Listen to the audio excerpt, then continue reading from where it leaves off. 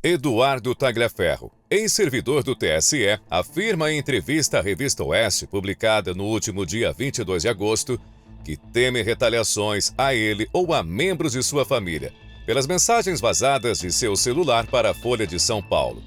Tagliaferro nega a sua participação direta nesses vazamentos. Porém, ele acredita ser vítima de ação coordenada, onde teve o seu celular apreendido em 2023 e ele acredita que alguém acessou essas mensagens e agora vazou para a Folha de São Paulo. Mas, e vocês? O que acham disso?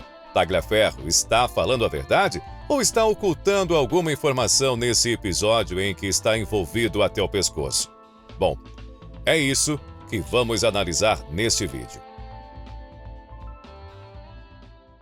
No dia 22 de agosto, a revista Oeste publicou uma entrevista bombástica com Eduardo Tagliaferro, um dos personagens que aparece nos vazamentos de conversas envolvendo o ministro Alexandre de Moraes. Segundo o jornal Folha de São Paulo, Tagliaferro era responsável por elaborar relatórios a pedidos do então ministro e presidente do TSE. Ele é citado pelo menos em 10 das 11 reportagens publicadas até agora pela Folha de São Paulo. Tagliaferro, à época, ele era então chefe da Assessoria Especial de Enfrentamento à Desinformação. Ele era o homem de confiança de Moraes. Porém, após esses vazamentos, passou a ser mais um desafeto do ministro. Inclusive, na última quinta-feira, dia 22, Tagliaferro teve que depor na Polícia Federal em São Paulo, após pedido de investigação aberto por Alexandre de Moraes. Nessa entrevista exclusiva à revista Oeste, Tagliaferro nega qualquer acusação de que ele teria vazado informações de seu celular para os jornalistas Glenn Greenwald e Fábio Serapião. Tagliaferro acredita que as informações elas podem ter sido extraídas de seu celular em 2023 pela Polícia Civil do Estado de São Paulo, na ocasião em que ele foi preso acusado de violência doméstica, crime pelo qual Tagliaferro nega veementemente. Ele afirma ter recebido ordens diretas de Ayrton Vieira, juiz auxiliar de Alexandre de Moraes, em muitas ocasiões e em caráter de urgência. Embora, segundo Tagliaferro, ele tivesse dúvidas sobre alguns processos que lhe eram incumbidos, ele garante que apenas cumpria ordens. Ele também afirma nunca ter recebido ordens diretas de Alexandre de Moraes. Segundo ele, em todo o período em que esteve no TSE, só falou pessoalmente com Alexandre de Moraes em 3 ou 4 ocasiões. Agora, o que pegou muita gente de surpresa foi ele ter aceitado dar entrevista para a revista Oeste. Mas por quê? Bom, Tagliaferro disse que não tinha concedido entrevista a nenhum meio de comunicação, que a revista Oeste foi a primeira. Ainda segundo ele ficou conhecendo a revista Oeste por meio das investigações, pois a revista foi acusada de divulgar notícias falsas. Porém, Tagliaferro, ao analisar, não encontrou nada a não ser reportagens jornalísticas. No entanto, o juiz Ayrton Vieira disse o seguinte, abre aspas, use sua criatividade, pegue coisas ácidas, fecha aspas. Os repórteres insistiram uma vez mais se Tagliaferro tinha vazado as mensagens para o jornalista Glenn Greenwald. Mais uma vez ele foi enfático em dizer que não, pois, segundo palavras dele, abre aspas, eu conheço Alexandre de Moraes antes mesmo de sua entrada no STF e conheço bem a sua personalidade. Então, eu não cometeria essa loucura. Segundo Tagliaferro, ele recebeu contato do jornalista Fábio Serapião querendo falar com ele, mas o ignorou e não deu retorno. Além de Serapião, outros jornalistas tentaram falar com Tagliaferro e então ele comunicou ao STF sobre as tentativas de entrevistas, mas não obteve nenhuma resposta da corte. Tagliaferro já esteve envolvido em um caso de violência doméstica, inclusive tendo sido preso. Mas ele refuta todas as acusações dizendo que não teve, em hipótese alguma, violência doméstica. O que aconteceu foi um disparo acidental de arma de fogo e que ele tem testemunhas desse fato que o inocentam.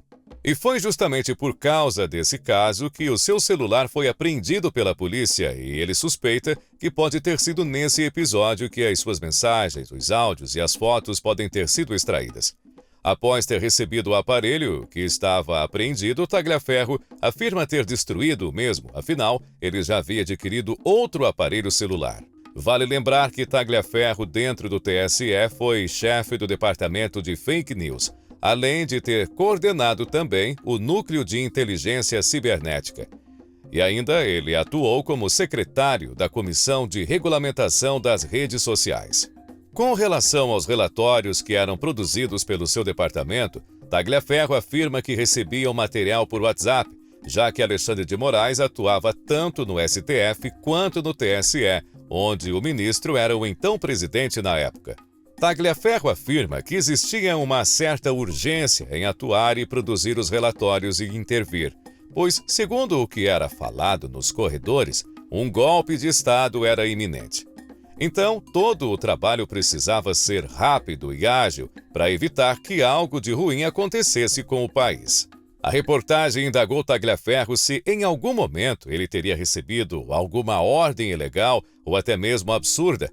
Tagliaferro preferiu não responder, deixando a entender que pode ter ocorrido esse tipo de ordem, e não apenas uma, mas várias vezes. Ao mesmo tempo, ele também afirmou que nunca se negou a cumprir nenhuma ordem, porém afirma que mesmo assim ele conseguiu evitar prejudicar muita gente. É meio que controverso essa sua afirmação, já que muitas pessoas inocentes acabaram sendo prejudicadas por processos e ordens ilegais expedidas pelo ministro. Tagliaferro reconhece que, através do seu trabalho, ele contribuiu para isso, mas, segundo ele, não teve opções. Outro assunto que foi tocado na entrevista foi o famoso 8 de janeiro. Tagliaferro afirma que houve um pedido do STF para a realização de um levantamento de dados de manifestantes, ou seja, levantar a ficha civil de cada um. A equipe de investigação produziu todos esses documentos. Segundo Tagliaferro, foram semanas de trabalho, já que cerca de 1.500 pessoas estavam nessa lista e, posteriormente, acabaram sendo presas. Tagliaferro afirma categoricamente que nos eventos de 8 de janeiro de 2023 não houve golpe ou tentativa de golpe de Estado. Ele sustenta que um golpe só pode ser efetivado por militares ou pessoas armadas, e todos os presentes em Brasília naquele dia estavam desarmados. Para ele, o maior problema foi a destruição de patrimônio público e também a invasão dos prédios, atos que ele considera errados, mas que, segundo ele, não configuram um golpe.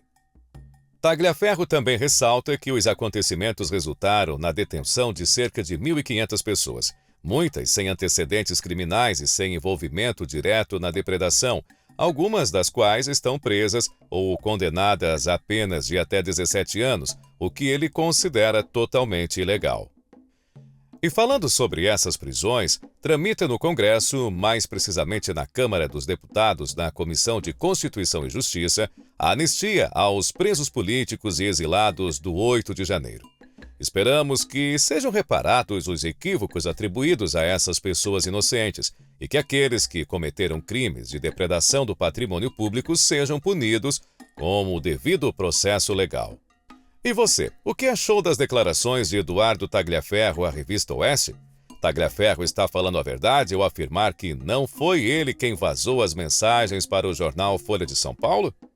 Será mesmo que esses arquivos foram extraídos ilegalmente de seu aparelho celular quando ele esteve preso em 2023 sobre acusação de violência doméstica? Bom, realmente não podemos afirmar nada até que as investigações sobre o caso confirmem algo. O que sabemos é que o ministro Alexandre de Moraes, a cada dia que passa, parece estar envolvido em ações controversas, tanto no TSE quanto no STF. Só com o passar dos dias saberemos qual será o destino do ministro e também de Eduardo Tagliaferro.